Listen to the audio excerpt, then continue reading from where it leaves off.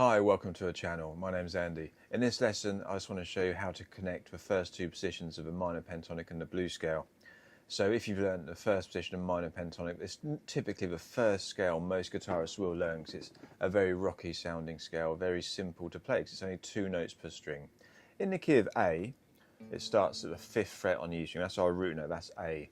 The reason we learn it in this position, we call it the first position, is that our lowest note in the scale, the first note we play, is the root note. So it's the A in the A minor pentatonic scale, and it gives us all 6 strings. We can go up all 6 strings, and we've gone over 2 octaves. We've gone from A to an A here, and then to another A on top here.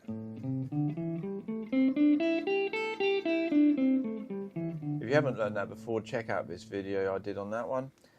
But to connect it to the second position, if we're thinking of that scale, whether it's the pentatonic or the blues scale, when we play the blues scale, we're adding 1 note. We're adding this 6th fret on the 6th fret on the A string, and on the G string, the 8th fret, little finger, or we could slide up or bend into that.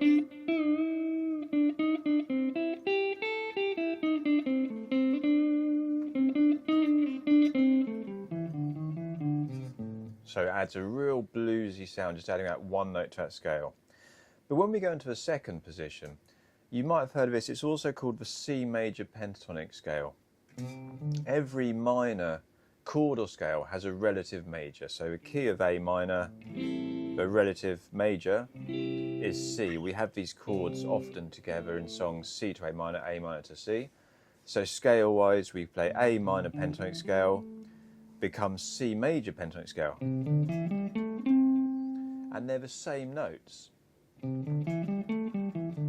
but starting in a different place. So A minor, we started on A, the second note is C, so that's where we start our second position. There's our C,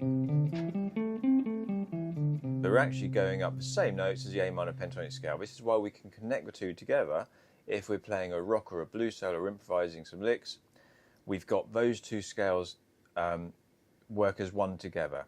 So we can think of them, instead of thinking of 2 different scales, 2 different positions, learn them as one sort of smooth scale connected together. And this is what I think is much more useful and much easier to learn than 2 separate kind of entities, 2 blocks of scale. But the major pentatonic scale is this.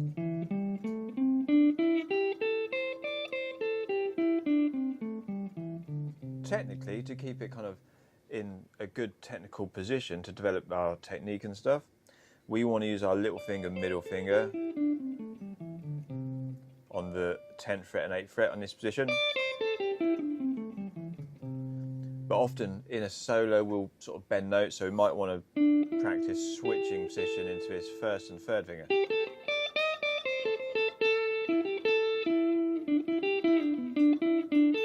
Our root note is this 10th fret on the B string. So I would think of it as, in a bluesy situation, we're not playing C major pentatonic scale, we're playing a second position of A. So we want to resolve it to this B string 10th fret. And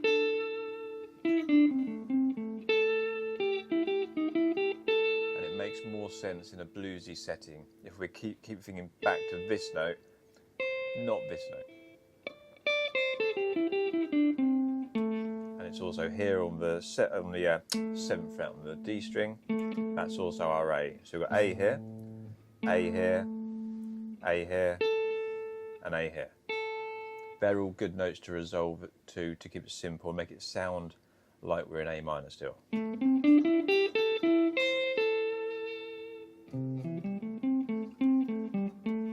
add some blue notes. We've also got this high and blue note. If we're thinking position-wise, we've still got this available to us up here.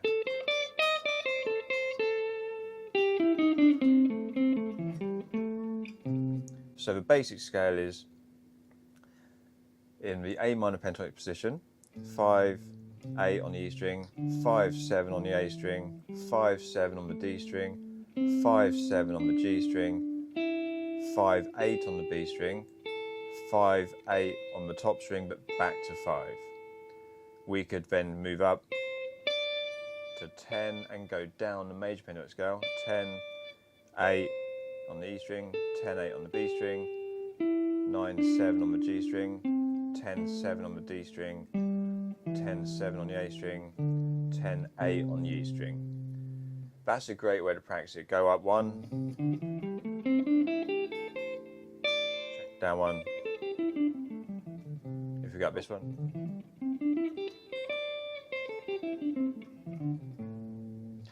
A much simpler way though to practice it and to think of it, and where the kind of real excitement in a blues solo or blues lick would happen, is focus on the top 4 strings. Don't worry trying to learn all 6 strings. It's very confusing and overwhelming taking all these strings at once.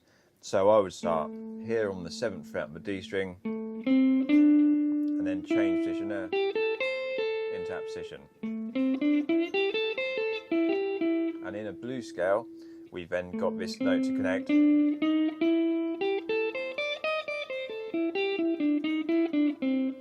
which is a much nicer bluesier.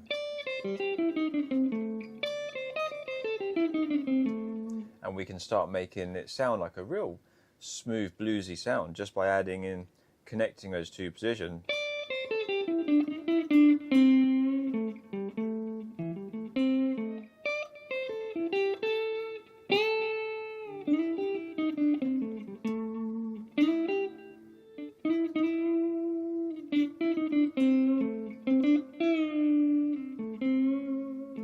And these 2 scales will fit over if you're playing a blues in the key of A, over like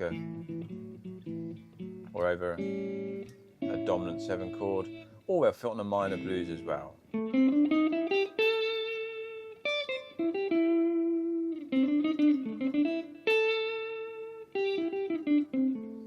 And the reason for kind of learning these shapes and these patterns, but trying to keep it manageable, just gives us a much smoother sound if we can move around freely without having to just get stuck in one boxy position, which is what a lot of guitarists do. They learn one position, they're told there's 5 others, and they never really tackle them. They try, but they realise they're really hard to kind of learn because it's not always obvious where the root notes are, because the root note is going to change every position you play. So it's just knowing when you learn, keep it into simple, manageable chunks. Keep your goals realistic. Don't try and sit down and go, right, today I'm going to learn 5 positions on pentatonic scale.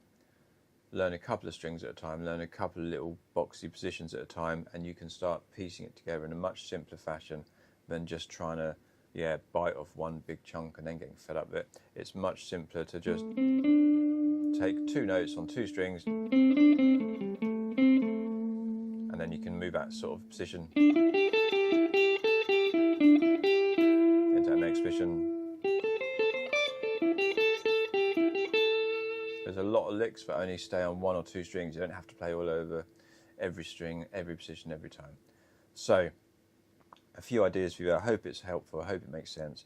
If you like it, please give me a like, give me a thumbs up, give me a subscribe, and I'll see you next time.